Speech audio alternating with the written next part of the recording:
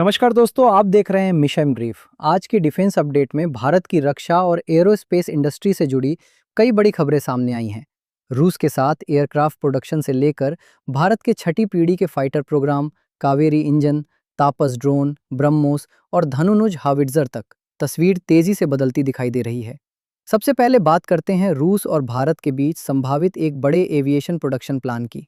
Reports के मुताबिक रूस को उम्मीद है कि 2027 तक भारत के साथ IL-114 300 टर्बोप्रॉप और SJ-100 रीजनल एयरक्राफ्ट को लेकर औपचारिक कॉन्ट्रैक्ट को अंतिम रूप दिया जा सकता है। खास बात सिर्फ इन विमानों की खरीद नहीं, बल्कि भारत में इनके लोकलाइज्ड प्रोडक्शन और असेंबली पर भी जोर है। इसका मतलब है कि अगर ये योजना आगे बढ़ती है, तो भारत में सिर्फ तैयार विमान खरीदने के बजाय इनके निर्माण से जुड़ा एक बड़ा इंडस्ट्रियल इकोसिस्टम तैयार हो सकता है। रूस के लिए भी ये पश्चिमी सप्लाई चेन और ट्रेड रिस्ट्रिक्शंस के बीच एक महत्वपूर्ण साझेदारी होगी, जबकि भारत के लिए ये रीजनल एविएशन और मैन्युफैक्चरिंग क्षमता को मजबूत करने का अवसर बन सकता है।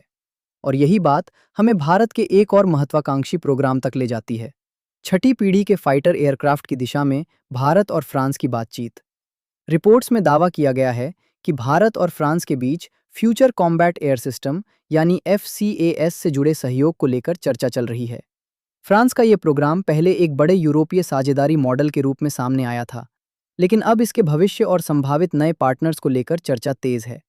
भारत की दिलचस्पी यहाँ सिर्फ एक नया फाइटर खरीदने की नहीं, बल्कि आने वाली पीढ़ी की network centric warfare, combat cloud, sensor fusion और मानव युक्त अमानव युक्त टीमिंग जैसी क्षमताओं तक पहुंच बनाने की हो सकती है।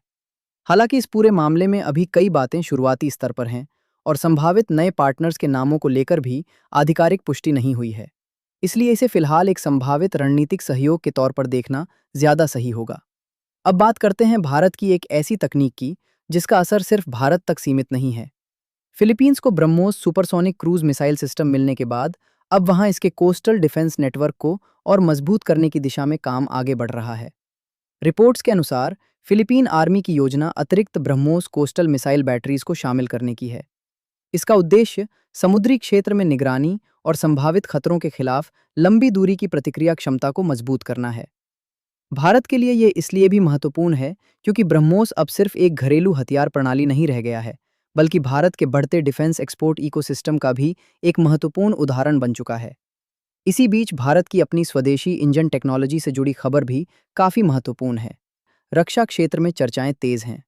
रिपोर्ट्स में प्रधानमंत्री नरेंद्र मोदी द्वारा स्वतंत्रता दिवस के आसपास इस प्रोग्राम को लेकर किसी महत्वपूर्ण घोषणा की संभावना की बात कही गई है। हालांकि अभी तक ऐसी किसी घोषणा की आधिकारिक पुष्टि नहीं हुई है, इसलिए इसे फिलहाल रिपोर्टेड स्पेक्यूलेशन के तौर पर ही देखना चाहिए। कावेरी इंजन की कहानी भारत के लिए सिर्फ एक इंजन बनाने की कहानी नहीं है।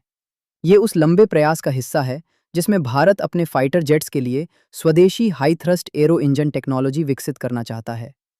अगर आने वाले वर्षों में इसमें महत्वपूर्ण सफलता मिलती है, तो इसका असर भविष्य के तेजस मार्क 2 AMCA और दूसरे स्वदेशी प्लेटफॉर्म्स पर भी पड़ सकता है।